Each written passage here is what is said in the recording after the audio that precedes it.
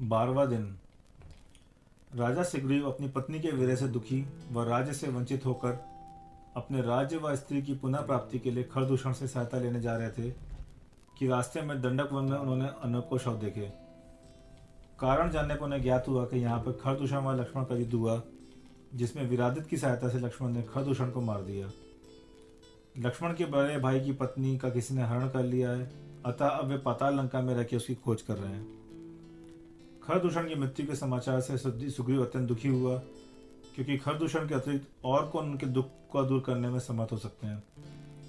सुग्रीव सोचता है कि दशानन यदि महाबलवान, दैदीप्यमान और महाविद्याओं से निपुण है, पर कदाचित दोनों में भेद न कर पाने पर क्रोधोवश वे दोनों को ही मार डालेगा और अनर्थ हो जाएगा। अतः अब मुझे उनकी शरण में जाना चाहिए जिसने महाबलशाली खरदूषण को मारा है, जिसकी पत्नी का हरण हुआ है। राम को भी स्त्री का विरह हुआ है, मैं भी स्त्री के विरह से दुखी हूँ। अतः एक समान दुख होने से इस समय उनके पास जाना ही योग्य है, क्योंकि इस जगत में समान अवस्था वाले मनुष्य परस्पर प्रीति धारण करते हैं। इस प्रकार निश्चय का विरादित को अपने अनुकूल करने के लिए सुग्रीव ने उनके पास अपना दूत भेजा। सुग्रीव का दूत आया, यह सुनकर विरादित आश्चर्यचकित रह गया। वह मन में विचार करता है कि सुग्रीव तो हमारे द्वारा सेवा करने योग्य है, फिर भी वह हमारी सेवा कर रहा है। राम लक्ष्मण के पूछे जाने पर वह किसका दूत है, क्यों आया है, विरादित ने संक्षेप बताया कि यह महाबलशाली वानर वंशियों के स्वामी सुग्रीव का दूत है। इसकी अंगद नामक पुत्र व सुतारा नामक पत्नी है, जिसके रूप पर मुग्ध हो किसी विद्याधर ने सुग्रीव का रूप बनाकर उनके राज्य पर कब्जा कर लिया है। पर वह सुतारा को अभी तक ना पा सका है, क्योंकि कुछ विशेष चिन्हों ने सुतारा नकली सुग्रीव को पहचान गई, पर वह अपने पति असली सुग्रीव का साथ भी नहीं दे पा सकती, क्योंकि मंत्रियों ने रानी के महल पर कड़ा पहरा बैठा दिया है, ताकि दोनों में से कोई भी रानी के पास न जा सके। सुग्रीव का अंग नामक पुत्र पिता के भ्रम से कृत्रिम सुग्रीव के साथ है, वह अंगद नामक पुत्र माँ के वचनों पर विश्वास कर असली सुग्रीव के साथ है। मंत्रीगण भी अत्यंत श्रद्धाशाली के कारण संदेहशील है, परंतु सुतारा के कहने पर से इसे ही असली सुग्रीव मानकर इसके साथ है। इस प्रकार सुग्रीव की आधी सेना व राज्य तो नकली सुग्रीव के साथ है और आधी असली के। नगर के दक्षिण भाग में नकली सुग्रीव को रखा गया है और उत्तर के भाग में असली सुग्रीव को। संशय होने के कारण सुग्रीव के बड़े भाई बाली के पुत्र चंद्रवंशी ने प्रतिज्ञा की है, इन दोनों में से जो भी सुतारा के भवन के पास जाएगा वह मेरी तलवार के द्वारा मारा जाएगा। इस विषय में इनके जवाई हनुमान भी अब इनकी सहायता नहीं कर सकते। खरदूषण युद्ध मारा गया, अतः अब यह आपकी शरण में आए हैं। पूरा घटनाक्रम सुनकर राम ने विचार किया, यह तो मुझसे भी अधिक दुखी है, क्योंकि इसका शत्रु इसके सामने ही कष्ट दे रहा है। इसका कार्य अधिक कठिन है। इस जगह अगर मैं इसकी सहायता करूं तो बाद में यह मेरी सहायता करेगा, और कदाचित सहायता में समर्थ न हुआ तो मैं निर्गंध मुनि होकर मोक्ष का साधन करूंगा। यह निश्चय कर राम ने सुग्रीव से कहा कि मैं तुम्हें तुम्हारा राज्य वास्तव दिलवा दूंगा, पर बाद में तुम मुझे सीता की खोज में सहायता करना। इतना सुनते ही गदगद सुग्रीव बोला, मेरा काम होने के 7 दिन के अंदर ही सीता का पता लगा दूंगा। यदि पता न लगा पाया तो अग्नि में प्रवेश करूंगा। विरादित की सेना व राम लक्ष्मण के साथ किष्किंधापुर पहुंचे, पर असली सुग्रीव ने नकली सुग्रीव के पास दूत भेजा। नकली सुग्रीव ने उसका तिरस्कार कर स्वयं सेना लेकर असली सुग्रीव के साथ लड़ने आ गया। दोनों में घमासान युद्ध हुआ। अंत में नकली सुग्रीव ने असली पर गदा का वार किया, जिससे असली सुग्रीव बेहोश होकर गिर पड़ा। नकली सुग्रीव उसे मरा समझकर प्रसन्नतापूर्वक नगर में चला गया। असली सुग्रीव को उसके पक्ष के लोग उठाकर ले आए। होश में आने पर राम ने पूछा कि अपने हाथ में आए शत्रु को क्यों छोड़ा।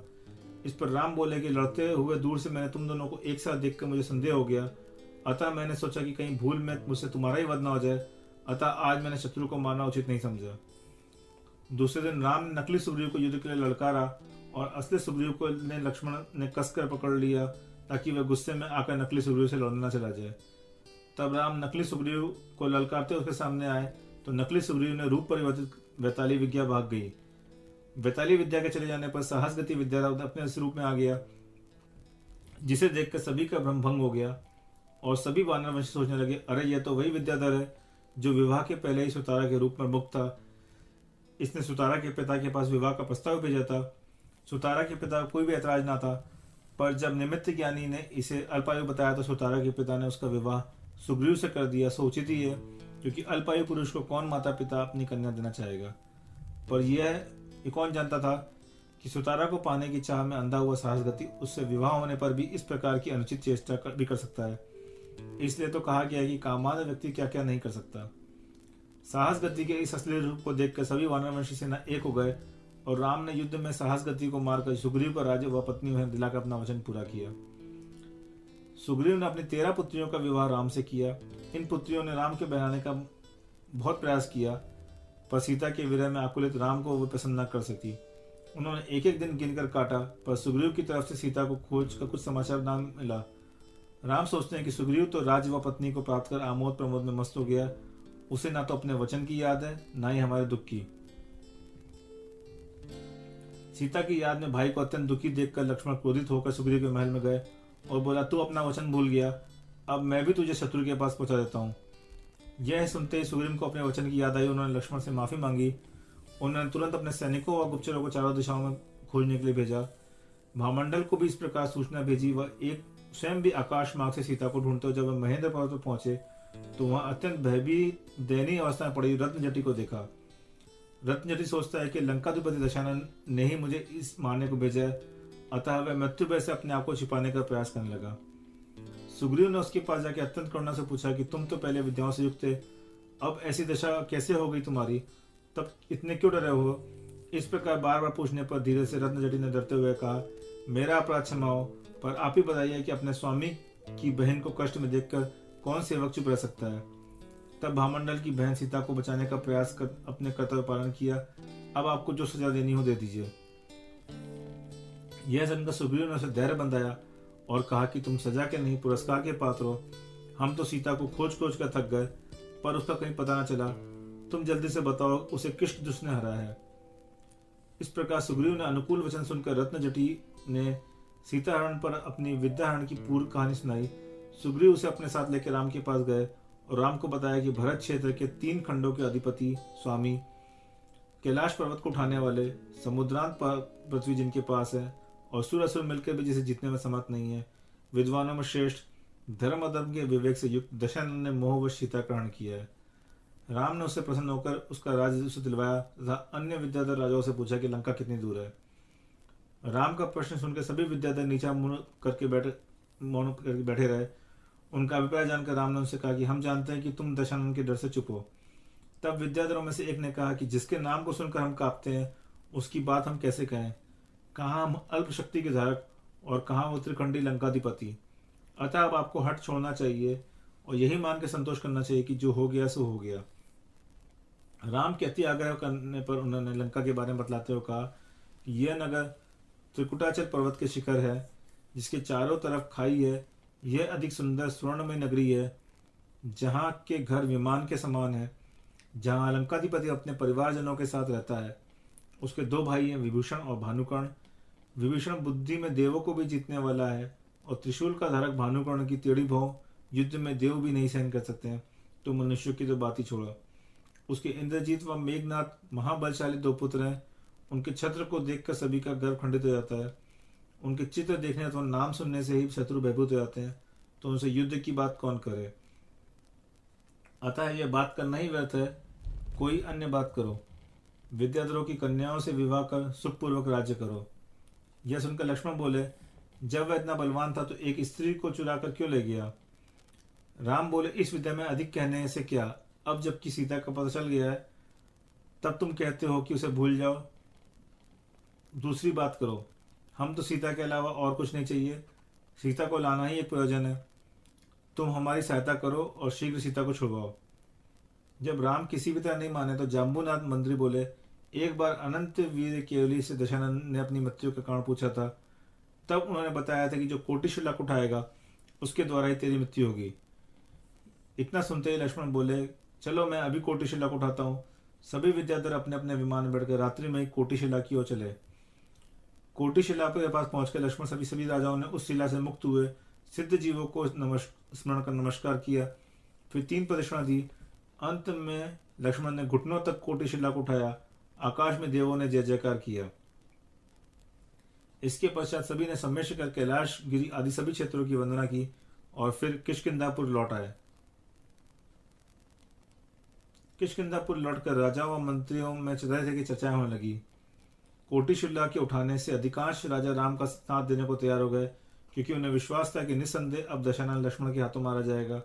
पर कुछ राजा अभी भी संदिग्ध थे, क्योंकि दशानन की भी कम शक्तिशाली नहीं था। उसने भी कैलाश पर्वत उठाया था। भरत क्षेत्र के 3 खंड में उसका निष्कंटक राज्य है, जबकि राम लक्ष्मण तो गृह निष्कासित वनवासी है। अतः अद्भुत कार्यों को करने वाले दशानन से वो युद्ध को उचित नहीं समझते थे। राम में शिवराशि राजा भी युद्ध नहीं चाहते थे।